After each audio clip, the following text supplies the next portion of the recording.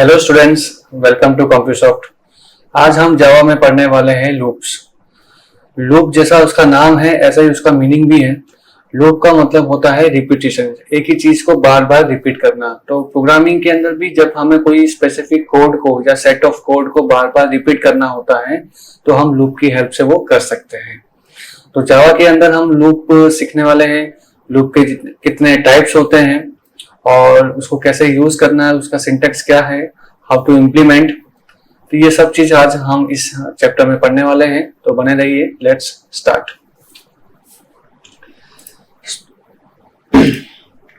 Students, जैसे आप screen पे देख पा रहे हैं, यहाँ पर लूप्स का डेफिनेशन लिखा हुआ है।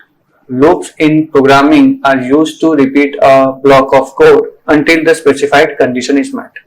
तो जैसे मैंने कहा कि आपको जो कोड है, ब्लॉक ऑफ कोड कहो या सेट ऑफ कोड कहो, जिनको आप बार बार रिपीट करना चाहते हैं उसको आप लूप में लिख सकते हैं, यूज कर सकते हैं। लेकिन एक हमें कंडीशन स्पेसिफाई करनी होगी कि लूप को कब तक यूज करना है। 3 टाइप्स के लूप्स अवेलेबल होते हैं जावा के अंदर: for loop, while loop and do while loop. तो सबसे पहले हम व्हाइल लूप पढ़ेंगे क्योंकि व्हाइल लूप सबसे बेसिक लूप है, पहले उसको हम स्टडी करते हैं। अब व्हाइल लूप का जो सिंटैक्स है, जो way of writing the code है, वो कुछ इस प्रकार से है। सबसे पहले आता है इनिशियलाइजेशन। अब ये जो इनिशियलाइजेशन है, इसका मतलब ये होता है the starting point of the loop. Loop का स्टार्टिंग पॉइंट हम कह सकते हैं कि वो है होता है इनिशियलाइजेशन। व्हाइल के बाद आता है ब्रैकेट में कंडीशन, कि हमें लूप को कब तक चलाना है। वैलिड कंडीशन हमें लिखनी होगी यहाँ पे मैथमेटिकल तरीके से। और इसके ब्लॉक के अंदर हमें जो स्टेटमेंट दिखाई दे रहा है, ये यहाँ पे हमारा कोड आएगा। और उसके बाद आएगा कि लूप इंक्रीज हो रहा है या डिक्रीज हो रहा है, ये भी हमें स्पेसिफाई करना होता है। तो इतनी चीजें हमें स्पेसिफाई करनी होती है। अगर हमने सही से स्पेसिफाई किया तो लूप रन होगा, अदरवाइज नहीं होगा। तो लेट्स सी। सबसे पहले हम हमारा VS कोड ओपन करते हैं, नई फाइल क्रिएट करते हैं यहां से और नाम दे देते हैं loop1। तो यहाँ पर हम यूजर से कुछ पूछने वाले नहीं है, इसलिए मैं पैकेज को इंपोर्ट अभी नहीं कर रहा हूं कुछ टाइम के लिए। सिंपल PSVM लगा देते हैं। यहाँ पर एक वेरिएबल ले लेते हैं जैसे कि x, उसके अंदर ना नंबर लिख देता हूं 1। यही होता है इनिशियलाइजेशन। आपने वेरिएबल का जो भी स्टार्टिंग वैल्यू असाइन किया है वो होता है इनिशियलाइजेशन। तो हमारा x का वैल्यू है 1, लूप 1 से शुरू करना है। व्हाइल लिखा, ब्रैकेट में कंडीशन लिखी। कंडीशन ये है कि x should be greater than और इक्वल टू, हम लिख रहे हैं 20। अब इसका मतलब ये है कि लूप को हमें 20 तक चलाना है। और यहां पर मैं ऐसा आउट कर रहा हूं, प्रिंट कर रहा हूं x को। और यहां पर हम x प्लस प्लस लिख देते हैं। अब ये प्लस प्लस का मीनिंग हमने ऑलरेडी स्टडी किया है ऑपरेटर्स चैप्टर्स के अंदर। प्लस प्लस का मतलब होता है इंक्रीमेंट बाय 1। तो यही हमारा लूप का इंक्रीमेंटेशन है। इतना लिखकर अगर आप रन करते हो तो आपको एक आउटपुट मिलेगा जिसमें 1 से लेकर 20 तक सारे नंबर्स आपको मिल जाएंगे। अगर आप साथ में कुछ प्रिंट करना चाहते हो तो प्रिंट भी कर सकते हो, जैसे प्लस कर दिया। कुछ लिखना हो जैसे कि वेलकम टू कॉम्प्यूसॉफ्ट, तो नंबर्स के साथ साथ ये भी अल्फाबेट्स भी आपको दिखाई देगा। बीच में थोड़ा सा गैप रखना है तो आप यहाँ पे /t यूज कर सकते हो फॉर सम स्पेस, टैप, कुछ इस तरह से। तो ये 20 टाइम्स रिपीट हो रहा है। जो हमने ये कोड लिखा वो 20 टाइम्स रिपीट हो रहा है। कैसे हो रहा है ये समझिए। सबसे पहले x की वैल्यू क्या है, 1। तो यहाँ पे कंडीशन ये चेक हो रही है कि x के अंदर जो 1 है, तो 1 is less than 20, yes, condition satisfied. तो अंदर गया, ये लाइन रन हो गई। नाउ x प्लस प्लस हो गया। इसका मतलब ये है कि x में जो 1 था अब हो गया है 2। 2 होने के बाद यहां से लूप घूम के वापस व्हाइल के पास जाएगा और कंडीशन वापस चेक करेगा। जो x 2 हो चुका है अब चेक करेगा कि 2 is less than 20, yes, it is true। तो अंदर वापस जाएगा, कोड एग्जीक्यूट होगा, देन x becomes 3। फिर वापस वाल के पास जाएगा, ऐसा चलता रहेगा टिल x becomes 20। जैसे x हो जाएगा 21 तो आपका कंडीशन सेटिस्फाई नहीं होगा, यहाँ पे वहां से लूप टर्मिनेट हो जाएगा, लूप बंद हो जाएगा। होप आपको समझ में आ गया होगा। अब यहाँ पे x की वैल्यू अगर मैंने 1 नहीं लिखी, 5 लिखिए, तो क्या होगा, तो आपका लूप 5 से शुरू होगा और फिर 20 तक ही चलेगा। तो इसमें नंबर ऑफ टाइम्स जो है वो लेस हो जाएगा। अगर रिवर्स लूप चलाना है, जैसे 20 से 5 लूप चलाना है, तो आप यहाँ पे स्टार्टिंग नंबर लिख दोगे 20 और यहाँ पे जो एंडिंग नंबर है वो आप लिख दोगे 5। यहाँ पे जो मैथमेटिकल जो कंडीशंस है उसको आप रिवर्स करोगे इस तरह से, और यहाँ पे जो प्लस प्लस है बस उसको माइनस माइनस कर दीजिए, आपका काम हो गया। रन करके देखते हैं। Here it is, 20 से लेकर 5 तक सारे नंबर्स आपको मिल गए हैं रिवर्स ऑर्डर में। अब यही चीज अगर आपको यूजर से इनपुट लेनी है कि ये पूछना है कि नंबर कहाँ से शुरू करना है, कहाँ पे खत्म करना है, इन इंक्रीजिंग ऑर्डर में जाना है, तो आप उसको यूजर से भी इनपुट ले सकते हैं, बट उसके लिए हमें इंपोर्ट करना होगा। अब तक हम यूजर से इनपुट नहीं ले रहे थे, इसलिए हमने यहाँ पे इंपोर्ट नहीं किया था, अब हम जरूर करेंगे।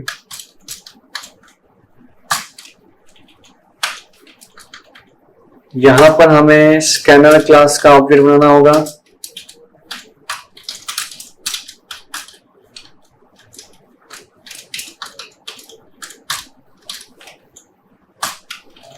अब इस स्कैनर क्लास को हम यहाँ पे इस तरह से यूज करेंगे कि हम यहाँ पे पहले x और y को डिक्लेयर कर देंगे।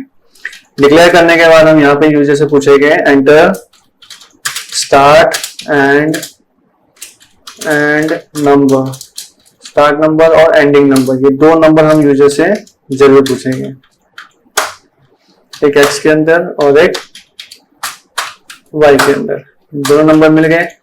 अब यहाँ पर हम सीधा लूप चलाना चाहते हैं तो x > y लिख देंगे और यहाँ पर प्लस प्लस लिख देंगे, दैट्स इट।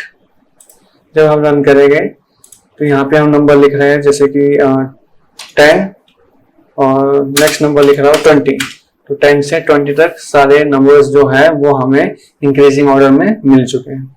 तो इस तरह से हम यूजर से पूछकर भी ये काम कर सकते हैं, ये कहने का मतलब था। ओके स्टूडेंट्स, अब नेक्स्ट जो लूप है उसकी तरफ जाते हैं। नेक्स्ट लूप जो हमारा है वो है डू वाइल। डू वाइल भी अल्टीमेटली काम तो वही करेगा जो वाइल कर रहा है, बट उसको लिखने का तरीका जो है वो थोड़ा डिफरेंट है, वो हम देखने वाले हैं अभी। सबसे पहले आता है initialization. The same first step जो हमने वाइल में देखा था इनिशियलाइजेशन, वही सेम यहाँ पे भी है। फिर आता है डू। डू के अंदर सबसे पहले स्टेटमेंट जो आपको कोड एग्जीक्यूट करना है वो, उसके बाद इंक्रीमेंट या डिक्रीमेंट का लाइन जैसे वाइल में था वैसे ही। फिर आता है वाइल के अंदर condition with semicolon in the end. तो ये जो सेमीकोलन है ना, ये यहाँ पे आता है, जबकि वाइल के अंदर यहाँ पे कोई सेमीकोलन नहीं आता, बिकॉज यहाँ पे ब्लॉक्स चलते हैं। तो ये जो वाइल है उसकी जगह पे बस डू आ गया है और वाइल नीचे आ गया है। तो ये कुछ लिखने का तरीका जो है वो ऊपर नीचे थोड़ा हुआ है, तो एक बार इसको ट्राई जरूर करेंगे। तो ये कोड को थोड़ा कॉपी कर लेते हैं एक बार के लिए, ठीक है, और एक नया फाइल बनाते हैं लूप 2। ठीक है, कॉपी पेस्ट कर दिया है। अब इसमें चेंजेस करेंगे हम। वाइल को वहां से उठा के नीचे रख देते हैं यहाँ पे, और यहाँ पे सेमीकोलन कर देते हैं, यहाँ पे डू लिख देते हैं, दैट्स इट, काम खत्म। एक बार हम इसको रन करके जरूर देखेंगे। 10 20 यस इट इज डन। तो डिफरेंस क्या है? डिफरेंस आपको अभी मैं समझा देता हूँ डिफरेंस क्या है। अभी तक तो सब सेम ही लग रहा है, कोई डिफरेंस नहीं है। अब मैंने पहली वाली फाइल में गया जहां पे वाइल का कोड लिखा हुआ था, इसको हम रन करते हैं अगेन। अब यहाँ पे थोड़ा रिवर्स लिख देते हैं 20 फिर 10। तो जैसा हमारा कोड लिखा हुआ है ये इंक्रीजिंग ऑर्डर के लिए लिखा हुआ है, लेकिन हम यहाँ पे उल्टा नंबर लिखे हैं, और जब हम एंटर करेंगे तो कोई भी आउटपुट हमें दिखाई नहीं देगा, इसका कोई भी रिजल्ट नहीं आएगा, क्योंकि लूप आपका चलेगा ही नहीं। यही सेम चीज हम सेकेंड फाइल में भी करेंगे, लूप 2 में भी हम यही चीजें रिपीट करेंगे। रन किया, उल्टा नंबर लिखा 20 पहले फिर 10, तो क्या हुआ, लूप चला कितनी बार, 1 टाइम, 20 आ गया। तो ये डिफरेंस हमें देखने को मिला। तो कहने का मतलब ये है, जहां पे लूप आपका एक बार भी नहीं चलना चाहिए वहां पे डू वाइल एक बार चल जाता है। ये डू वाइल का खासियत है। बट ये चीजें हमें गलत लगती हैं कि जहां पे लूप नहीं चलना चाहिए वहां पे नहीं ही चलना चाहिए, वहां पे एक बार चलाने का कोई मतलब नहीं है। अगर ऐसा लग रहा है तो आप डू वाइल का जो लूप है वो आप यूज नहीं करोगे, ठीक है। और ज्यादातर हम कंपेयर करें वाइल एंड डू वाइल में, तो आपको वाइल का ही लूप ज्यादा यूज आएगा आगे, तो आप उस पर ही फोकस कर सकते हो, ठीक है। अब नेक्स्ट हम जो है लूप देखने वाले हैं फॉर लूप। फॉर लूप सबसे बेस्ट लूप है, इसमें लाइंस कम लगेगी लिखने में और स्टेप्स वही है एक्चुअली, पूरा फुल वही स्टेप्स है। जैसे कि फॉर में आप देखिए ब्रैकेट में ही आ जाता है इनिशियलाइजेशन, सेमीकोलन करना होगा, उसके बाद आता है कंडीशन, फिर आगे सेमीकोलन, उसके बाद आता है इंक्रीमेंट या डिक्रीमेंट। तो स्टेप्स आपके ऑलमोस्ट वही है, बट लिखने का तरीका थोड़ा आगे पीछे हो रहा है। तो इसको हम देखते हैं। तो यही PHP को कॉपी कर लेते हैं ताकि हम दूसरे फाइल में इसको यूज करेंगे। न्यू फाइल बनाते हैं लूप 3 नाम से, यहाँ पे PHP को कॉपी कर लेते हैं, ठीक है। उसके बाद यही चीज को हम फॉर लूप से करना चाहते हैं, तो यहाँ पे हम लिख देंगे फॉर। लेकिन उसके लिए आपको एक पॉइंट मैं बताऊंगा जो कि आपको याद रखना है, जब भी हम फॉर लूप यूज करते हैं तो आपने स्टार्टिंग एंडिंग वैल्यू भले ही जो भी लिया है XY लिया है, लेकिन लूप के लिए एक अलग से सेपरेट वेरिएबल लेना होगा आपको। जैसे मैं ले रहा हूं I, आप कोई भी वेरिएबल ले सकते हैं। तो यहाँ पे आपको लिखना ये होगा फॉर के अंदर, let's I starts from X, I less than equals to Y and I plus plus. तो यहाँ पे I ही सब कुछ कर रहा है, I की स्टार्टिंग वैल्यू होगा X है, I चलेगा अप टू Y तक और I इंक्रीमेंट हो रहा है 1 by 1। ये इंक्रीमेंट आप चाहो तो हटा दीजिए, कुछ काम का नहीं है। और अंदर जो X को ना प्रिंट करके हम क्या प्रिंट करेंगे, I को, और ये तो हटा ही दीजिए।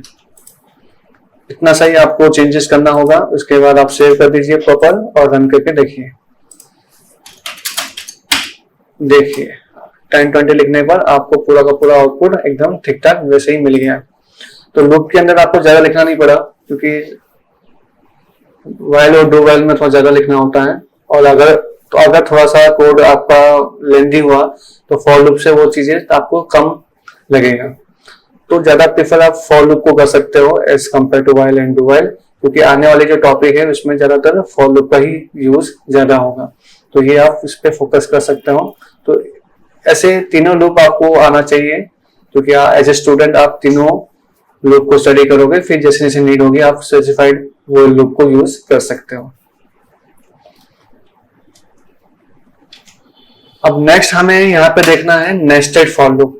अब नेस्टेड वर्ड का मतलब होता है एक के अंदर एक। तो जब भी हम लूप के अंदर लूप यूज करना चाहते हैं तो हम ट्राई करेंगे कि हम फॉर लूप ही यूज करें। हालांकि हम वाइल भी यूज कर सकते हैं, डू वाइल भी यूज कर सकते हैं, बट एक कन्वीनियंट रहेगा, एक इजी रहेगा और एक अंडरस्टैंडिंग रहेगा अगर आप फॉर के अंदर फॉर ही यूज करो तो यहाँ पे जैसे सिंटेक्स में बताया है कि फॉर लूप लगाया, उसके अंदर एक और फॉर लूप लगाया।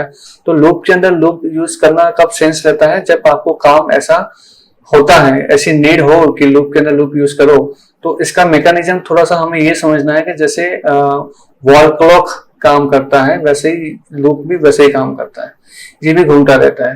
लेकिन जैसे वॉल क्लॉक में पहले एक सेकेंड्स की सुई होती है जो बहुत फास्ट चलती है और मिनट की सुई एकदम धीरे चलती है। जैसे सेकेंड की सुई एक राउंड कंप्लीट करती है, मिनट एक स्टेप आगे आती है। तो उसी मैकेनिज्म को फॉलो करता है ये नेस्टेड लूप।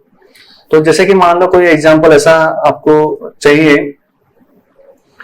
कि आपको एक पैटर्न बनाना है, और वो पैटर्न कैसा है मैं आपको बताता हूँ नोटपैड में।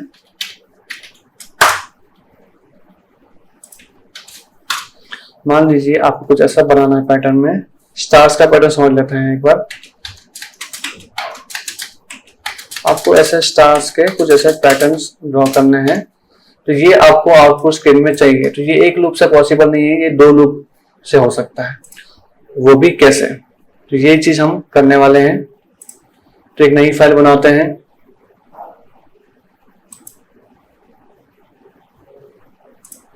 इसका नाम रख देते हैं पैटर्न 1। यहाँ पे हम यूजर से कुछ पूछने वाले हैं नहीं, इसलिए हम स्कैनर वगैरह यूज नहीं करेंगे। सिंपल सा एक आई ले लेते हैं और एक जे ले लेते हैं। आई को हम समझेंगे आउटर लूप के लिए यूज करेंगे और जे को जो है हम इनर लूप के लिए यूज करेंगे। तो अगर मैंने आउटर लूप के लिए चलाया आई 1 से less than equal to 5, total 5 line चाहिए, इसलिए सिमिलर मैंने जे का लूप भी चलाया 1 से अप टू 5 तक एंड जे प्लस प्लस। इसके अंदर हम यहाँ पे ऐसा आउट कर रहे हैं और यहाँ पे हम स्टार को इस तरह से प्रिंट कर रहे हैं। इतना लिख के आगे मैंने रन किया तो क्या मुझे आंसर मिल जाएगा जैसा मुझे चाहिए? नहीं। यहाँ पे हमें क्या मिलेगा? यहाँ पे हमें स्टार्स तो मिलेंगे बट उस पैटर्न में नहीं मिलेगा। ये आपको टोटल 25 टाइम्स स्टार्स मिल जाएंगे। देखिए दिखाते हैं, एक के नीचे एक जो प्रिंट हो रहा है वो भी 25 टाइम्स, क्योंकि यहाँ पे बाजू बाजू में प्रिंट होगा ही नहीं क्योंकि हमने प्रिंट एलन लिखा है। अगर मैंने एलन हटा दिया तो फिर सारे के सारे वो बाजू में प्रिंट कर देगा। 25 स्टार्स बाजू बाजू में आ गए। तो मुझे ये जे के बाद एक लाइन ब्रेक करना है तो मैं एक खाली ऐसा आउट लिख के भी छोड़ सकता हूँ कुछ इस तरह से, इससे भी लाइन आपको ब्रेक मिल जाएगा, लेकिन जे के लूप खत्म होने के बाद। तो जब आई की वैल्यू 1 होगी, आई की वैल्यू एकदम स्लोली आगे बढ़ेगा, बट एवरी आई के लिए जे आपका कंप्लीट राउंड घूमेगा। तो जब आई की वैल्यू 1 होगी at that time J will run from 1 to 5। उसके बाद जाके जे का प्रिंट होने के बाद पूरा का पूरा लूप खत्म होने के बाद एक लाइन छूटेगी। उसके बाद जाके आई की वैल्यू 2 होगी। At that time also J will run from 1 to 5। तो एवरी आई का टर्न पे जे चलेगा 1 to 5। थोड़ा और अंडरस्टैंडिंग हो तो मैं स्पेस कर देता हूं कुछ इस तरह से। बट हमें ऐसा स्क्वायर का कोई स्टार पैटर्न नहीं चाहिए था, हमें ट्रायंगल में चाहिए था, वो भी राइट एंगल ट्रायंगल कुछ इस तरह से। तो उसके लिए हम क्या करेंगे, हम यहाँ पे जो जे का लूप है जिसके अंदर प्रिंटिंग प्रोसेस हो रहा है उस लूप को हम 5 तक नहीं, हम 1 से लेकर आई तक चलाएंगे। तो आई जब 1 होगा तो ये चलेगा 1 से लेकर 1 तक, जब आई 2 होगा तो चलेगा 1 से लेकर 2 तक। तो इस तरह से जो मैकेनिज्म है उसको हम समझ के ऐसा कुछ पैटर्न दिखा सकते हैं। ठीक है, तो होप आपको ये चीज समझ में आ रही होगी। अब यहाँ पे हमने स्टार को प्रिंट किया है तो हमें स्टार मिल गया है, बट अगर मैंने यहाँ पे जे की वैल्यू प्रिंट कर दी, थोड़ा सा स्पेस अगर करना चाहो तो कर सकते हो, तो कुछ जे के नंबर्स मिलेंगे हमें। तो इससे और अंडरस्टैंडिंग होगा कि जे के अंदर नंबर्स क्या आ रहा है। और अगर मैंने आई की वैल्यू प्रिंट कर दी यहाँ पे तो मुझे 1 1 2 2 3 3 ऐसे 7 नंबर्स मिलेंगे इस टाइप से। तो होप आपको ये चीज समझ में आ रहा था। ऐसे हम रिवर्स कर सकते हैं, उल्टा लूप चला सकते हैं, ऐसा करके डिफरेंट काइंड ऑफ पैटर्न्स बना सकते हैं। तो ऐसे बहुत सारे चीजें आप समझ सकते हो, ट्राई कर सकते हो और प्रैक्टिस कर सकते हो। तो ऐसे बहुत सारे क्वेश्चंस यहाँ पे दिए गए हैं जो आप घर पे ट्राई कीजिए, प्रैक्टिस कीजिए। अगर कोई डाउट हो तो जरूर पूछिए और ऐसे ही चीजें और आगे हम सीखेंगे नेक्स्ट वीडियो में। तब तक के लिए आप बने रहिए और फिर नेक्स्ट वीडियो में मिलते हैं। तब तक के लिए goodbye, take care and thank you.